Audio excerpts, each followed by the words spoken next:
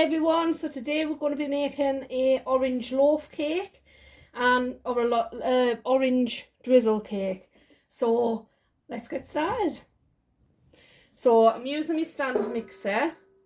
So in there is going our butter or margarine. It's up to you, whatever you want to use, whatever you prefer.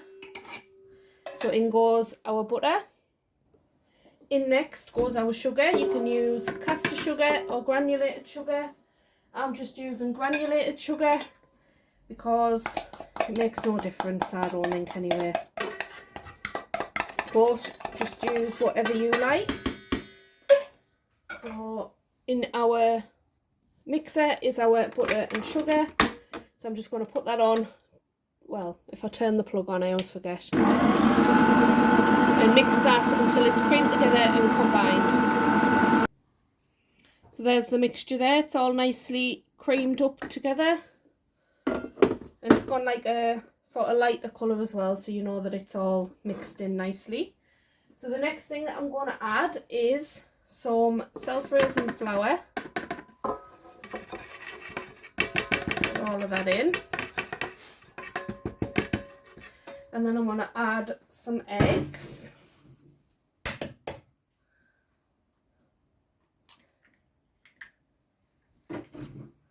And I'm adding 3 eggs into this mixture. I've just got some oranges. They don't have to be any variety of orange, just an orange. They're not massive oranges. So I'm going to do 1.5 and then use the other half for the syrupy thing that I make, which I'll also show you. So I'm just going to set that away on the low to give that a bit of a mix. Now that's not fully combined because I need to get my juice out of the oranges and put that in next. So I've explained in one of my other videos, I think I must have smashed the bottom of the juicer because it was like a glass sort of bowl thing, and I kind of find it anyway, so I must have smashed it and then just kept the plastic top, but it doesn't matter. I'm going to keep these skins as well for the rind, so don't throw them away just yet. So I'm just juicing the orange, getting all of that juice out of there, and I don't think there's any pips, so I might even just put the pulp in the mixture as well. Not do no harm. See how much mixture I get out. Just have to move some of that around, I think. So I've got quite a bit of juice there out of that. Now I've got a tablespoon of marmalade there, and it's just out of the jar. It's not homemade or anything, this. I've never made marmalade before. But just give it a stir around like this, because as you've seen, it was like a big blob of jelly, and if you pop that into your mixture, it's not going to separate as well. So we've got some marmalade there, so I'm going to pop that in to the mixture, and that'll give it a lovely zesty tang as well. And then I'm going to pop in, I'm going to leave a little bit of that juice out because it looks as though there's quite a lot. I'm going to mix that a bit together until it's all combined, and I'll show you what it's like. So there's our mixture there, nicely combined and done. Do you know, I've just been talking away there and I thought I haven't even got the bloody light on. So there you go. So there's our mixture. So I'm going to pop it into my loaf tin. So this is my loaf tin, and these little clips here, I don't put them in the oven, but I do keep them on. I've only got one, I don't know where my others have gone, but it just keeps all of your paper in place while you're putting your mixture into the bowl.